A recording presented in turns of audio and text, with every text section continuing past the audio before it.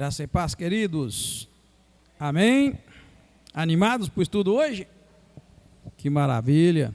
Hoje nós vamos estudar o capítulo 12 e o capítulo 13 de 2 Reis. E assim nós damos continuidade a estes dois livros que, na verdade, é um livro só. Foi dividido para que nós pudéssemos entender melhor. Vamos orar? Muito obrigado, Deus, te louvo, te bendigo, mais uma vez pela vida de cada irmão, cada irmã que agora está aqui conosco, meu Deus, estudando a Tua Palavra. Que o Senhor nos dê instruções, que o Senhor nos ensine, que nós possamos, ó Deus, sair daqui edificados com a porção da Tua Palavra e possamos aplicá-la ao nosso coração, na nossa vida diária. Transforma-nos, queremos, ó Deus, ser imitadores do Senhor como filhos amados. Por isso, nós abrimos o nosso coração, ansiosos por receber mais um ensinamento da Tua Palavra para nossas vidas. Desde já, nós te damos toda a honra, toda a glória, todo o louvor e já te agradecemos em nome do Senhor Jesus Cristo. Amém. Pode sentar, queridos. Nós vimos então nesses dois capítulos, Joás reparando o templo, depois nós vimos Jeoacás e Jeoás. Os irmãos vão encontrar em alguns estudos, algumas bíblias, repetindo aqui, irmãos, o mesmo nome anterior, tá? Lá atrás é Joás, agora aqui, em algumas bíblias vai mostrar Joás também. Até ali eu vou mostrar um quadro para os irmãos, que vai estar escrito Joás, só que está errado. Aqui é outra pessoa, é Jeoás, é diferente o nome, porém algumas traduções pegam o mesmo nome. Eu fui lá na biblinha hebraica que eu tenho para conferir e dá para ver que é dois nomes diferentes. Então nós vamos ver Jeoacás e Jeoás, reis de Israel, e a morte de Eliseu, A morte de Eliseu que o texto vai relatar para nós, esse grande homem de Deus, esse grande profeta. O que nós vimos? Nós vimos então nesse capítulo 12, que Joás reinou 40 anos em Jerusalém, tá? É isso que nós acabamos de ler. Ele fez o que era reto aos olhos do Senhor, ele agradou a Deus, fez o que era reto aos olhos do Senhor. No entanto, irmãos, a Bíblia não oculta para nós, isso está bem claro aqui para nós, no versículo 3, o que acontece? Ele deixou ainda os altares idólatras, que já havia na terra de Canaã. Os irmãos que estudaram, gostam de estudar a Bíblia, já viram a história do Velho Testamento, já se deram conta que quando Deus estava retirando o povo de Israel do Egito, Deus foi dando instruções para eles no meio do caminho. E uma das instruções era que não era para deixar nenhum tipo de idolatria das que havia em Canaã.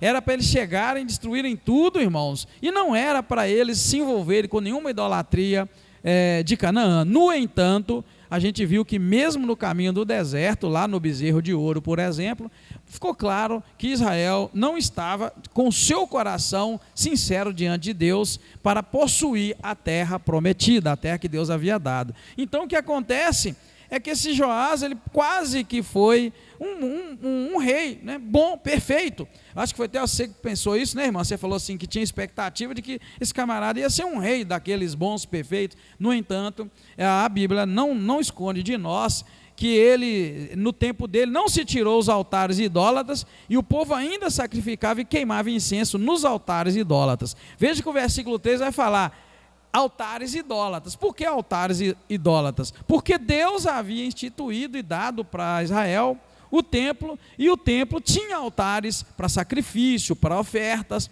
e era bem verdade então que existia um altar que agradava a Deus, e existia esses altares idólatras que não agradavam a Deus. Cá na frente nós vamos ver, até mesmo dos ídolos, do poste sagrado, capítulo 13, versículo 6, vai falar assim: contudo o povo de Israel não se afastou dos pecados da dinastia de Jeroboão, que fez pecar Israel. Aí o versículo 13 vai terminar dizendo: continuaram neles, também o poste sagrado ficou em pé, isso em Israel, em Samaria. Isso quer dizer que de norte a sul, de Samaria a Jerusalém, o povo de Israel, irmãos, estava agora fincado na idolatria. E isso que faz com que Deus, nós vimos no capítulo anterior, que Deus começou a diminuir Israel, de tal maneira, irmãos, aquele plano original de Deus, né, o compromisso de Deus com Abraão, com Isaac e com Jacó, que é mencionado, né, na verdade no capítulo 13, é mencionado o compromisso de Deus com Abraão, Isaac e Jacó. Versículo 23 vai mostrar: o Senhor, porém, teve misericórdia deles, ou seja, de Israel, se compadeceu deles e tornou o coração para eles por amor da sua aliança com Abraão, Isaac e Jacó. Então, o que vai sustentar o relacionamento de Deus com o povo de Israel até os dias de hoje, e é claro, com todos nós, é esse compromisso que ele tinha com esses três homens, Abraão, Isaac e Jacó, que na verdade é em Abraão que nasce, né, o povo de Israel, o povo escolhido de Deus, que nasce a fé judaica, né, é ali que vai nascer, em Abraão, né, que vai nascer. Então veja bem, o que acontece? Ele faz, né, o que é reto aos olhos do Senhor, no entanto ele deixa ainda os altares idólatras dos cananitas. Eu só fiz essa passagem e fiz questão de colocar cananitas, para os irmãos verem, irmãos, que quando Deus fala com a gente assim, joga isto fora, e a gente não joga, aquilo vira um laço para nós no futuro. Deus falou, destrói toda a idolatria. Deus falou para não deixar nem viver a bruxaria, quem consultasse os mortos, e Deus ainda avisou, porque se vocês fizerem isso, vai ser um laço. Como eles desobedeceram, irmãos, agora está aqui Deus literalmente abandonando o povo de Israel, porque desobedeceu. Então, repito, quando Deus te falar, joga tal coisa fora, não demora não, joga fora, porque quando Deus nos fala assim, Deus está vendo o futuro que a gente não vê, a gente fica guardando aquelas coisinhas do nosso passado, né? Aquelas coisinhas que a gente deixa bem guardadinha, lá no fundo da gaveta do armário, que ninguém sabe, mas Deus sabe. Então quando Deus fala, joga fora, não se envolva com essas idolatrias, Deus está querendo nos abençoar. Como Deus vê o futuro, a gente não vê, aqui nós estamos vendo o futuro desastroso, né, do povo de Judá e do povo de Israel. Por quê? Porque na verdade, eles não deixaram, eles não destruíram, eles deixaram os altares idólatras. E é incrível, irmão, sabe, as idolatrias e os pecados, eles vêm sorrateiramente chegando perto de nós, e a gente começa a ter uns pensamentos que não tem nada a ver, que a gente não, que é isso não tem nada a ver, Deus não vai ficar com raiva disso nem daquilo. Esse é o pensamento, irmãos, que a gente tem quando o diabo começa a falar no nosso ouvido, na nossa mente e no nosso coração. É o caso de Eva. Eu sempre repito o jardim do Éden, e como foi que a serpente conseguiu convencer Eva? Se você for notar, irmãos, com conversa, Eva deu papo. O diabo, a gente não brinca não, irmão. Quando o diabo lançar uma oportunidade de pecado, repreende aquilo, pula fora, porque se você der conversa, ele vai te seduzir. Nós estamos falando de poder espiritual da maldade, irmão, amém? O inimigo, Satanás, a serpente, o diabo, não importa como você queira chamar, é uma força muito poderosa, a força da maldade. Então ele não vem de uma vez arrebentando não, vem devagarinho, é um costumezinho aqui, outro costume ali, né? É uma dosezinha aqui, só para abrir o apetite, como se diz, né? E vai, hein? Comer, exato, o diabo vai devagarinho, aí a gente come pelas beiradas. Um dia eu disse aqui na igreja, né? Eu disse várias vezes, o diabo é igual mineiro, ele vai comendo pelas beiradas, mineiro vai devagarinho, de repente ele faz e consegue o que quer. Essa artimanha, irmãos, a gente vê, olha, o povo deixou os altares cananitas, e hoje Deus literalmente está rejeitando e abandonando o povo de Israel, e isso vai culminar em mais um exílio lá na frente. O povo vai ser exilado da Babilônia, tá? Ainda não chegou lá, mas estamos caminhando. Eu coloquei aqui que talvez, irmãos, o maior legado de Joás seja esse dele ter restaurado o templo do Senhor, apesar da lentidão dos sacerdotes. O que aconteceu? Já era o ano 23, irmãos, e os sacerdotes ainda não tinham concluído e nem começado, na verdade, a restauração do templo, e tinha muito dinheiro que já estava guardado, mas isso não é maldade, irmãos, é porque os sacerdotes não deram conta. Aí quando Joás procurou, sabe por que não começou? O que aconteceu? Foi aí que então passou-se o serviço para a mão das pessoas especialistas, pedreiro, quem trabalhava com madeira e tal, e aí a obra saiu, né? Aqui tem um detalhe bonito, que fala que ele pegou um cofre, abriu o cofre, colocou lá na entrada do templo, e as pessoas depositavam lá na entrada do templo a oferta que era destinada a a restauração do templo. Já a oferta que era depositada cá na frente, cá dentro, oferta pelo pecado e tal, e mais outros tipos de oferta, essas não eram misturadas, não eram colocadas para a restauração do templo, porque a finalidade era outra. Por assim que nós trabalhamos aqui nesta igreja também, irmãos. Dinheiro tem que ter sua finalidade. O dinheiro é para tal coisa, então é para tal coisa. Nós não misturamos as coisas, porque nós temos um exemplo bíblico de como fazer, né? Então, apesar dessa lentidão, a obra foi concluída, né? E aí, tem um registro aqui, eu deixei para os irmãos lá o registro claro no versículo 32 do capítulo 10, que mostrou para nós que Deus começou a diminuir Israel.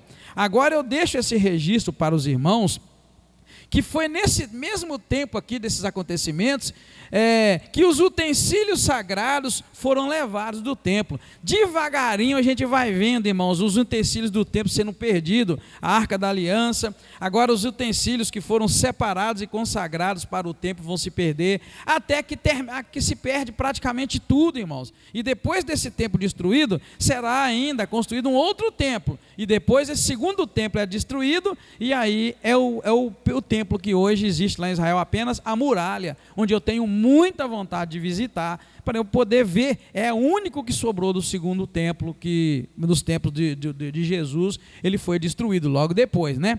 Então foi nesse tempo que os utensílios sagrados, irmãos, eles foram entregues. Olha bem o que aconteceu. Se você ler verso 16 comigo, do capítulo 12, a gente vai entender, né, o que aconteceu com os utensílios. Olha, o dinheiro das ofertas pela culpa e o dinheiro pelas ofertas do pecado não se trazia ao templo, era dos sacerdotes, esse não se misturava. 17, nessa época subiu Hazael, rei da Síria, e guerreou contra Gate e a conquistou. Então Hazael decidiu marchar contra Jerusalém. Jerusalém era a capital de Judá e o rei era Joás. Apesar que a Bíblia relatou para nós aqui atrás a morte de Joás, né? Você vai ver aqui na frente, Jeoás, aliás, depois vai voltar para dizer sobre a vida dele. Então veja bem, aqui Joás estava vivo, verso 18. Então Joás, rei de Judá, pegou todas as coisas santas que Josafá, Jorão, Acasias, seus pais, reis de Judá, haviam consagrado, como também todo o ouro que se achava nos tesouros do templo e no palácio do rei, e mandou a Hazael, rei da Síria, que então se retirou de Jerusalém. Está vendo, irmãos? Aqui o rei, o que ele fez? O rei simplesmente entregou na mão do inimigo, o rei Joás, tá, irmãos? Entregou na mão do inimigo as coisas sagradas do templo. Agora eu quero que vocês pensem comigo o seguinte: o templo para Israel era o local mais sagrado da face da terra. Olha o nível, irmão, de distanciamento de Deus que um povo chega. Se a gente não for radical na Bíblia, se eu daqui do púlpito não for radical na Bíblia, se os nossos coordenadores não forem radicais na Bíblia, com pouco tempo as ovelhas se perdem, elas perdem o foco. Se a gente desfocar da Bíblia, a gente cria uma nova religião. É o que nós estamos vendo aqui. Nós estamos vendo um povo de Israel, irmãos, que sequer sabe o valor daqueles utensílios. Deu aquele tempo o rei levar. Olha só, aquilo que era tão sagrado lá atrás, quando Salomão fez, aquilo que era tão santo, sagrado, agora está se tornando uma coisa vulgar. Então você vai vendo a degradação espiritual que o povo chega, tá? E hoje, na verdade, praticamente dentro do judaísmo, a gente encontra outra religião, não tem muito a ver com essa, tá, irmãos? Ainda que eles tentam dizer que tem, você vê que não tem. A Torá, nem sempre, a Bíblia, o Velho Testamento, nem sempre ele é seguido, mas é seguido os rabinos, sábios, alguns que teve, uns 3 ou 4 que teve em Israel durante esse tempo, e aí eles seguem ele. É isso que eles fazem hoje. Hoje ainda não existe o judaísmo raiz que nós estamos vendo aqui dentro da Bíblia. Vai acabar, irmãos. Por quê? Igual vocês viram, simplesmente pegou os utensílios do templo e jogou fora. Irmãos, um judeu raiz, um crente raiz, vamos dizer assim, saberia que o templo em Israel era o local mais soberano, irmão. Estou falando de local físico, tá, irmãos? É o local mais soberano. Aquilo era tudo sagrado demais. Não podia pegar simplesmente e dar para os outros assim, não, queridos. Você tinha que morrer para defender aquilo. É esse espírito que havia em Davi e havia em Salomão, de crer em Deus e fé. Vai perdendo devagarinho, irmãos. E hoje chega nesse ponto. Eu só quis dizer o seguinte: estamos vendo aqui eles entregando os utensílios sagrados do templo, aqui, no texto que nós lemos. E aí eu pulei para esse tempo de hoje para dizer que um rabino me chega e diz isso, querido, que o anjo que estava lutando lá com Jacó era o anjo, era Satanás. Mas ele arrumou isso. Se na Torá, na Bíblia deles, irmão, na nossa, fala que é o anjo do Senhor. Amém, irmãos? Os irmãos que leem sabem, está escrito anjo do Senhor. E eu peguei a Bíblia deles lá, eu não sei ler hebraico, mas é hebraico e português, né? Quando eu li lá, está falando também do Senhor. E ele vai me indica uma tradução, né, que é a que eu estava com ela. Aí ele perdeu o rebolado, como se diz. Estão entendendo, querido? Que nível que chega? E se eu e você, se nós, irmãos, também abandonarmos a Bíblia, e a gente começar a aceitar certas coisas, chega num ponto igual hoje lá, o camarada vai, onde ele arrumou aquilo? Eu ainda quero continuar a conversa com ele, e como quero?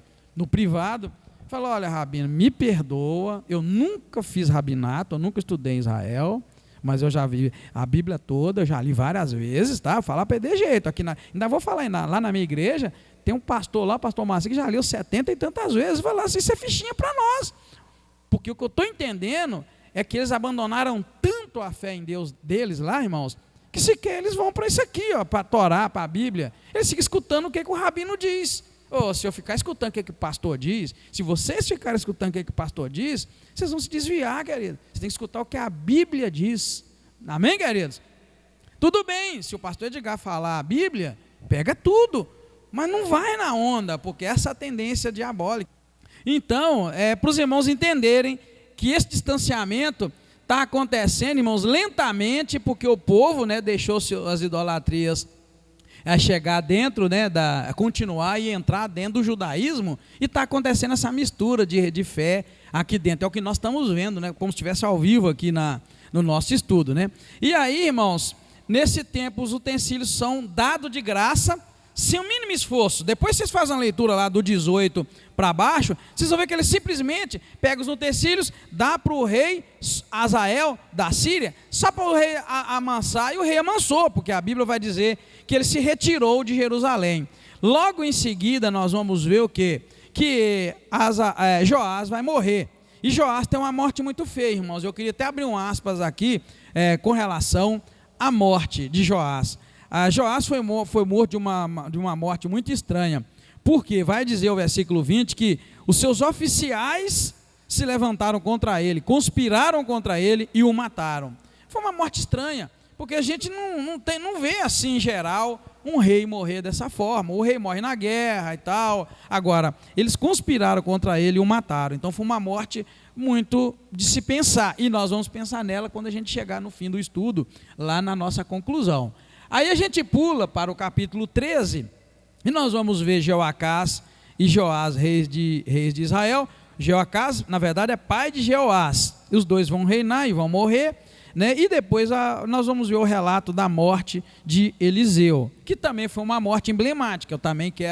Eu quero que os irmãos não percam de vista que Joás foi um homem bom, fez o que era reto aos olhos do Senhor, porém ainda deixou a idolatria, né, no seu coração e no coração de Judá.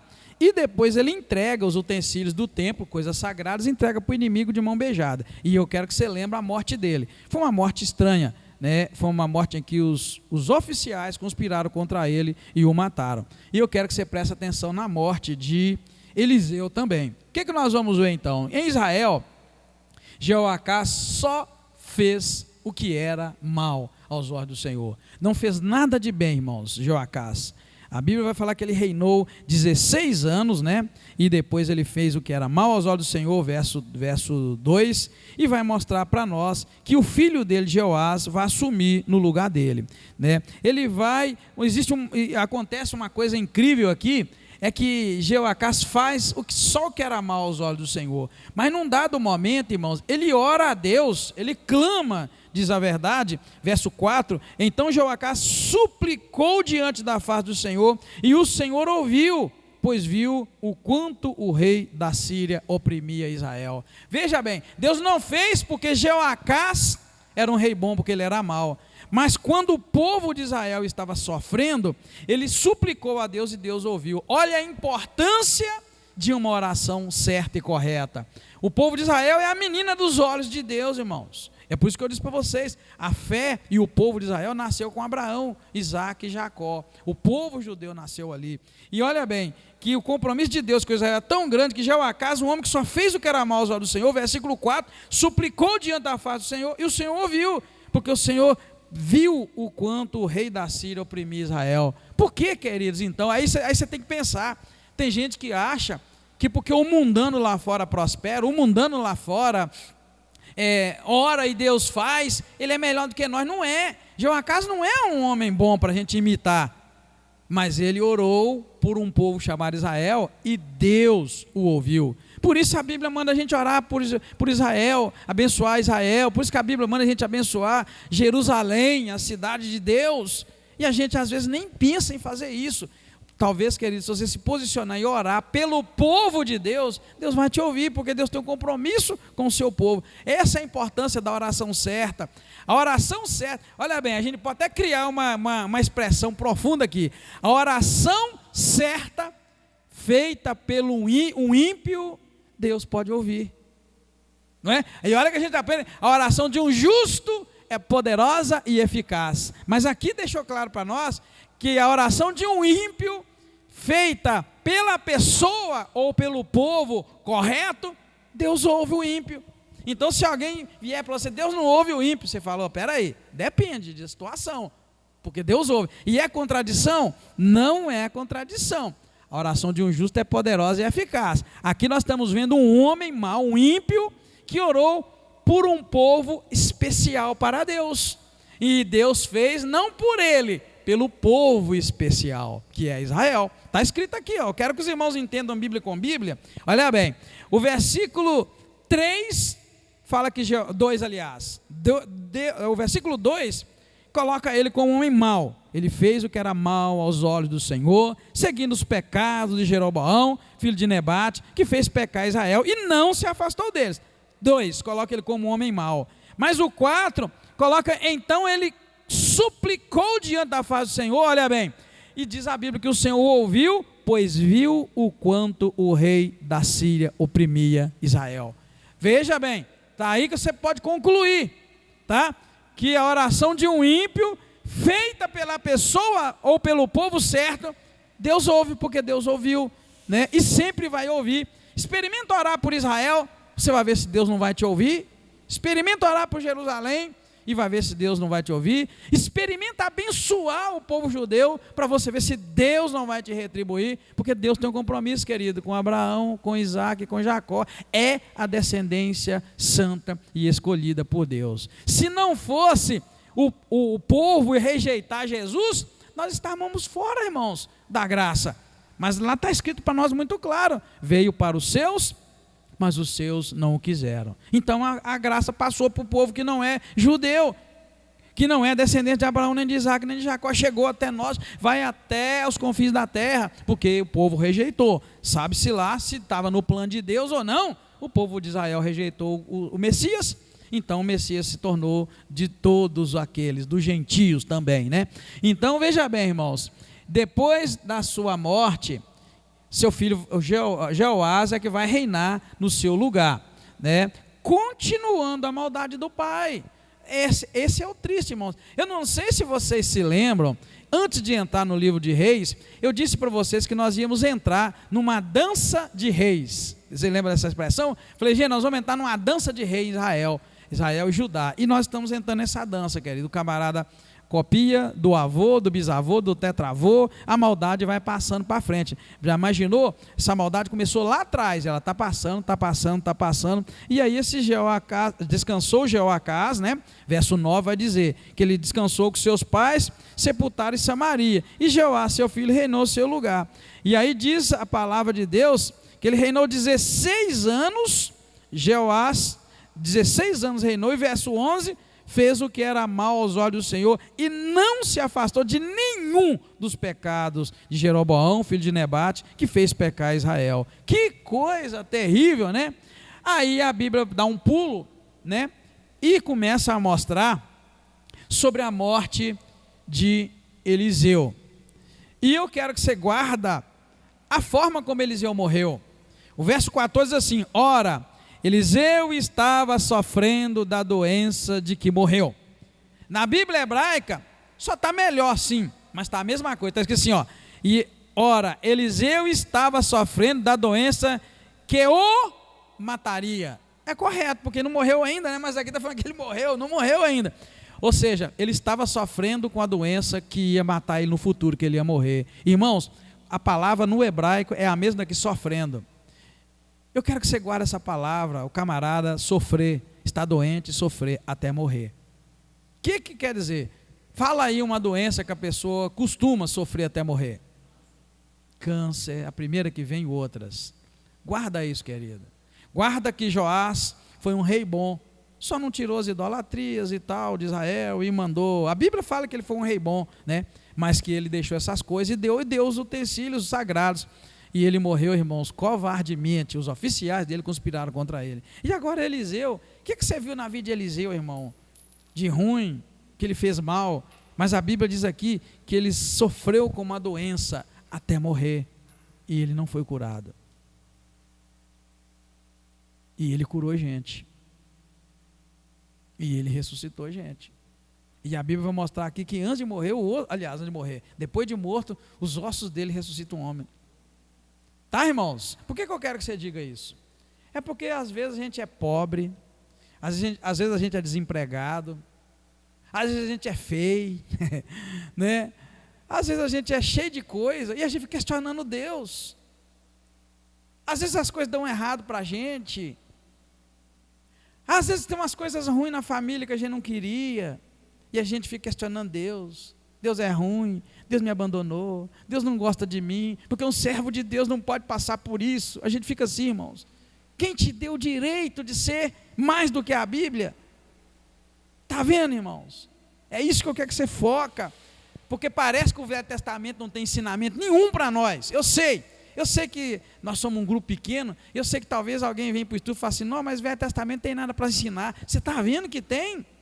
Só que a gente não vê, porque a gente passa o olho correndo. Ai, se nós pudéssemos ficar aqui 3, 4 horas, irmãos. Se isso aqui fosse um estudo da Bíblia descontraído, a gente sentado num sofazinho em algum lugar, para a gente ficar muito tempo estudando, vocês iam ver que tem muito ouro, tem muito diamante aqui dentro de cada capítulo do Velho Testamento, mas a gente fica olhando as horas, para não ficar muito grande tal o estudo. Está entendendo, irmão? Olha bem, tem lógica um trem desse? Quem ensinou para nós que ser feio, que ser pobre, que está doente, tem que ser do diabo, irmão? Quem ensinou isso para nós? Que praga é? De onde veio essa teologia? Aí, está vendo, irmão? Bíblia, Velho Testamento, Palavra de Deus, nos mostrando que um dos maiores profetas de Israel, que foi Eliseu, não é o maior, mas é um dos maiores, está aí a morte dele, né? Está vendo? Sofreu com a doença que ele morreu. E às vezes a gente fica pedindo cura. Deixa eu dar uma paradinha aqui. Às vezes a gente fica chorando, pedindo cura. Deus me cura, me cura, me cura. Você talvez já tenha até pecado orando. Um servo de Deus não pode ter isso. Eu sou filho da promessa. Eu sou isso, eu sou aquilo. Eu sou descendência santa, sacerdócio real. Talvez você tenha até pecado orando assim. Olha os homens de Deus, olha esses que eu estou mostrando, né? E eles tiveram um fim terrível, irmãos. Esses dois que nós estamos lendo, não vamos falar de outros, vamos falar deles. Isso é conforto para nós, isso é ensino, isso é para a gente repreender, parar de correr atrás de prosperidade, parar de correr atrás de algumas coisas, irmãos, algumas coisas que Deus não vai dar. Deus podia ter curado Eliseu, ou então pelo menos dado uma morte para Eliseu, uma mortezinha mais básica, né? Não, o camarada sofreu, e eu fui lá no hebraico para procurar, não, talvez ele não sofreu nada, talvez foi uma doença séria e tal. Não, irmãos, a mesma expressão, ele sofreu até morrer. Porém, eu disse para vocês que lá está melhor, porque fala assim, Eliseu estava sofrendo da doença que o mataria, ou seja, ainda deixou para nós que ele sofreu algum tempo, que não é relatado, para depois morrer com aquela doença. Um homem cheio do poder de Deus. Isso é para a gente pegar isso para nós, irmãos, e ser crente mais feliz, mais alegre. Sabe que talvez Deus já deixou de inundar o seu coração de alegria e você entrou numa tristeza, quase numa depressão, se não numa depressão, por não entender que Deus é Deus e Ele é soberano e faz o que Ele quer. Ele cura um e não cura o outro. Ele dá dinheiro para um e não dá para o outro. Né, irmãos? Enfim, Ele quer e Ele faz, e a gente precisa buscar a alegria de Deus nessas situações e acabou. Tá bom, toma o teu remedinho, se tem que tomar, toma a tua injeção, se tem que tomar, vai ao médico, enfim, e vamos nos alegrar em Deus, vamos glorificar o nome do nosso Senhor, porque esses são os desígnios de Deus, né, para cada um, e Ele faz o que Ele quer. Então a gente vai ver que ele adoece, morre, mas antes de morrer, ele ainda profetiza, irmãos, para Jeoás, tá? Esse é o nome mesmo. Se a sua Bíblia é uma daquelas que traz o mesmo nome Joás, tá? Risca aí, coloca direitinho, sem medo, porque é outra pessoa assim, igual está aqui. O que ele vai? Ele vai profetizar para ele, né? Só que foi meio que, a profecia aqui, foi meio que, esqueci como é que é, um ato profético, tá? Pega a mão dele, põe no arco junto com a do rei e lança. Aí ele fala, opa, é assim que você vai vencer, com essa flecha, com uma flecha, né? Deus vai te dar o livramento. Aí depois fala, pega mais flecha e lança. Aí ele vai e lança 3 vezes na terra. Aí ele fica bravo e fala, rapaz, você tinha que ter lançado 5, 6, assim Deus ia te dar a vitória completa sobre os sírios. Mas porque você fez isso, então você vai vencer ele só 3 vezes. E aí no versículo 20 vai mostrar, morreu Eliseu e o sepultaram. Foi quando acontece aquilo ali, ó. Ao final, seus ossos no sepulcro ressuscitam um homem que foi jogado lá dentro. Aí o que aconteceu? Perseguição da Síria, eles estavam enterrando um morto. Aí na pressa, jogaram o morto dentro da cova onde estavam os ossos de Eliseu, e ao tocar o homem morto nos ossos do outro morto, Eliseu, ele ressuscitou. Como pode, né? O osso de Eliseu ressuscitou os outros, mas ele não foi curado. Eu vou bater sempre nessa frase, e ele não foi curado. Para que você aprenda, para que nós aprendamos, e quem for escutar, né, esse humilde estudo pela internet, que a pessoa também pegue para ela essa verdade. Deus cura uns e não cura outros. Deus pode te usar, irmão. Deus pode te usar, irmã, para orar e o outro ficar milionário e você morrer pobre. Deus pode te usar para fazer o outro milionário e você não ser milionário. Deus pode te usar para você orar por um enfermo e você ficar doente, ou estar doente. E você vai ficar agora reclamando com Deus? Eu vou tirar da irmão dali, porque essas coisas andam muito, né? Não quero, nós não queremos isso. É só para você ver, você só tem que agarrar com Deus, irmão. Agarra com Deus. Joelha, se humilha aos pés do Senhor. Tem que ser espiritualmente, é claro que se aparecer um anjo dizendo que é o Senhor, pula fora. Então assim, cai de cara no chão, cai de cara no pó diante de Deus, exalta o nome do Senhor e fica tranquilo com a vida que Deus te deu. Ele pode te dar também. Não quer dizer que um dia a gente não possa ser milionário, não, porque Deus é que sabe. Mas eu estou dando um exemplo. Sonhou com um bendito milionário, falou para ele com um restaurantezinho pequenininho ainda, aquele pequenininho. De repente foi pam. Em pandemia o camarada abriu o restaurante. Pandemia atrás aí, ó. É só para confortar o coração dos irmãos, para os irmãos entenderem aquele texto, que Deus usa as coisas que não são como se fossem. Deus chama as coisas que não são como se fossem. Essa é a expressão. Deus chama as coisas que não são como se fossem. Deus usa as coisas loucas deste mundo para confundir as sábias. Então você pode ver um pobre coitado pela rua aí, você humilha ele demais, que ele pode ser um instrumento de Deus, gente, para abençoar os outros, porque Deus faz umas coisas loucas que a gente não entende. Às vezes a gente menospreza, a gente dá mais valor talvez àquela pessoa que veste bem, que fala bem, que estudou muito, e tem o pobre lá que a gente rejeita, é um instrumento de Deus para abençoar os outros e abençoar a terra. Então assim, agarra, como eu disse, com Deus, abraça, cai de joelho diante do Senhor, faz a obra que Deus pôs na tua mão, porque você pode ser um Eliseu, vai fazer muito milagre e vai morrer feio, e não vai ter cura para você, não é? Vai fazer gente milionário pelo poder da tua oração, e talvez você não vai ter dinheiro, no fim da vida eles vão ter que te ajudar a ser enterrado.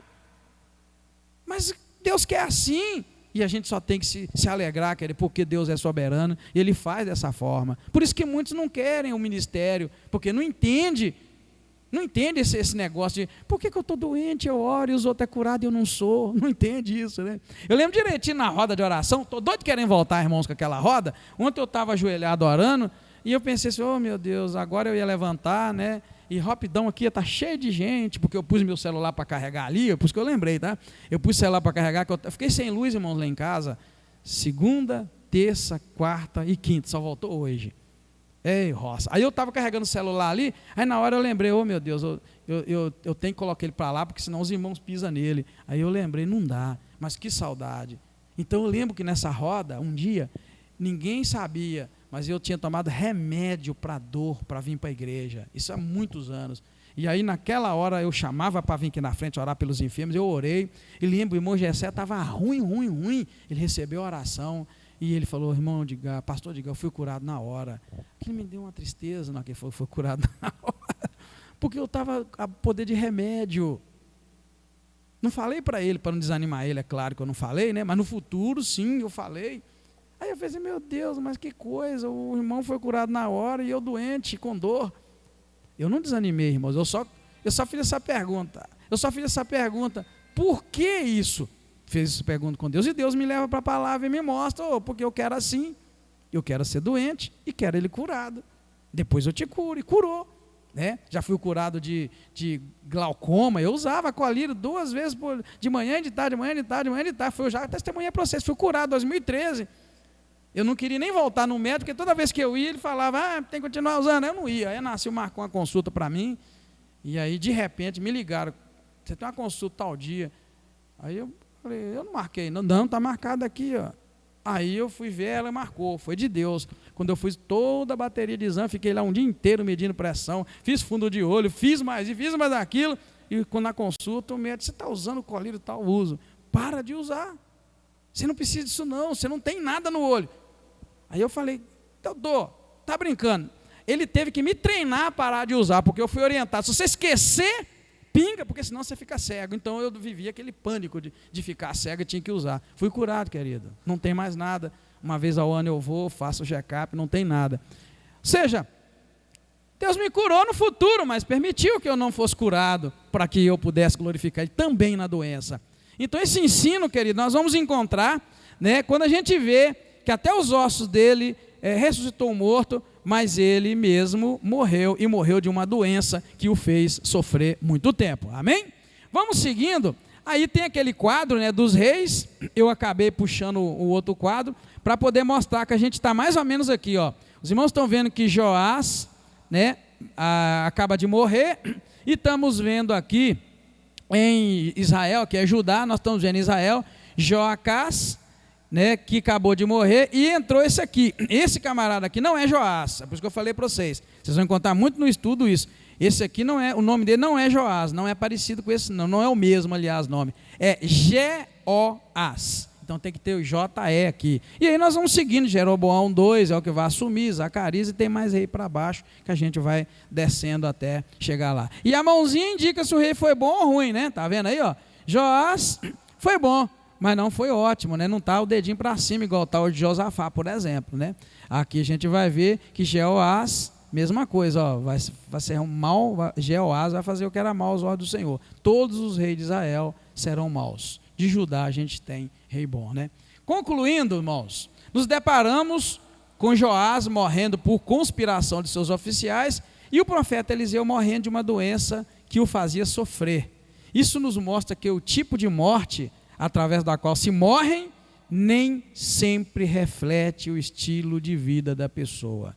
Em tudo, Deus é soberano. Isso é para você parar de julgar os outros, quando você vê alguém morrendo de uma doença ruim, quando você vê alguém morrendo de acidente, sei lá, para de julgar, não julga não, tá? Porque o que nós acabamos de ver foi isso aí, ó, que o tipo de morte através da qual a pessoa morre, nem sempre reflete o estilo de vida. Joás foi um homem bom, um rei bom, e Eliseu nem se fala. Todos os dois tiveram morte esquisita. Lembra que eu preguei outro dia aqui na igreja que a gente não deve julgar e tal? Tem muito crente que julga, irmãos, até nesse ponto. A gente julga demais. Fulano morreu, opa, está uma coisa estranha. Fulano está doente, opa, já vi muito julgamento, irmão. Fala que está pagando pecado, tem que pedir perdão, a gente tem que pedir perdão pelas coisas que o julgamento a gente já fez, irmão, tá? Porque isso é ruim. Então, vamos lá que você conhece uma irmã de oração, ou um irmão de oração, que teve uma morte feia. Aí você pega e fica julgando, procurando um pecado na vida daquela pessoa, então o que é que você me mostra o pecado na vida de Eliseu? E ele morreu de uma doença que fez ele sofrer. Isso serve para te ensinar a não cometer esse erro, e a mim, mas serve também de conforto, para a gente saber, opa, todo mundo tem que morrer, e quem escolhe o tipo de morte é Deus. Teve umas pessoas que nem morreu, Deus falou, não vou deixar ele morrer não, né? Então Deus não deixou, mas outros ele quis que morresse, e morte feia, tá, irmãos? É só para você entender, olha, o tipo de morte, essa frase é importante, ó, o tipo de morte através da qual se morrem, ou as pessoas morrem, né? Nem sempre reflete o estilo de vida da pessoa. Em tudo, Deus é soberano. Amém, igreja? Que Deus te abençoe e que esse estudo sirva para te dar paz, tranquilidade, para te dirigir, para te orientar, para te redarguir, se for preciso chamar a atenção, mas que sirva de edificação, irmãos. Isso é que importa, que a gente saia daqui com algum ensinamento, alguma reflexão muito grande para a gente levar para a nossa vida e que nos leve essas reflexões para a vida eterna. É isso que importa, amém? Pode notar que eu não tirei nada da minha cabeça, está tudo aqui nesses 2 capítulos que nós lemos e que nós estudamos. Na semana que vem, se o Senhor nos permitir, vamos estudar o capítulo 14 e o 15. Deus abençoa a sua vida. Vamos orar então, irmãos. Obrigado, Deus, nós te agradecemos pelo privilégio da tua palavra e os ensinamentos que o Senhor traz para nós. Em tudo, o Senhor é soberano e o Senhor escolhe fazer o que o Senhor quer e o Senhor faz. E nós somos apenas servos do Senhor e nós queremos ser submissos à tua vontade. Que este ensino dessa noite sirva para acalmar os corações, mas que também sirva de incentivo para nós caminharmos dentro da tua vontade. Obrigado, Deus. Ajuda-nos a nos alegrar por tudo que o Senhor nos permite viver. Tua palavra diz que em tudo dai graças, porque esta é a vontade do Senhor. Paulo se conformou com o espinho na carne que ele tinha, e ele ia ter que viver com aquele espinho. E eu te peço, Senhor, ajuda-nos também a nos conformar alegremente com o que o Senhor tem para nós. No entanto, não nos cansamos de pedir ao Senhor cura, libertação, restauração e, acima de tudo, a alegria do Teu Espírito Santo sobre nós. Muito obrigado, abençoa o Teu povo, nos dê uma ótima noite, sono e descanso da Tua presença. É o que nós te pedimos mais uma vez agradecidos, em nome do Senhor Jesus Cristo. Amém. Muito obrigado, queridos. Deus abençoe em nome de Jesus.